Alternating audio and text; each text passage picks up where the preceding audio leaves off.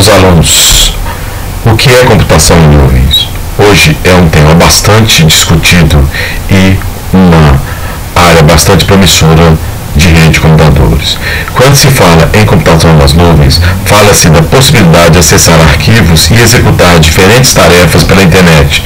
Quer dizer, você não precisa instalar aplicativos no seu computador para tudo, pois pode acessar diferentes serviços online para fazer o que precisa, já que os dados não se encontram em um computador específico, mas sim uma rede.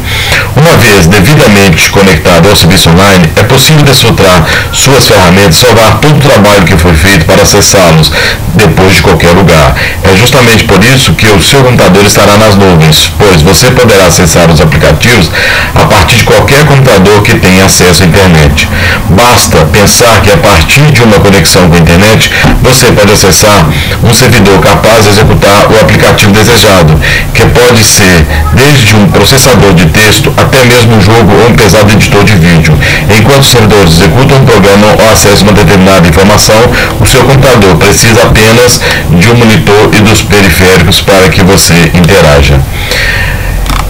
O Google Docs é um exemplo de computação nas nuvens. Quem ainda não usou o Google Docs, quem não tem um e-mail do Gmail, quem tem o Gmail do e-mail, pode acessar o Google Docs. Acessem, vejam como funciona, vejam como é interessante. Você faz um arquivo no Google Docs e pode ver esse arquivo onde tiver. Um outro exemplo também é o Dropbox, que é um armazenador de arquivos na nuvem.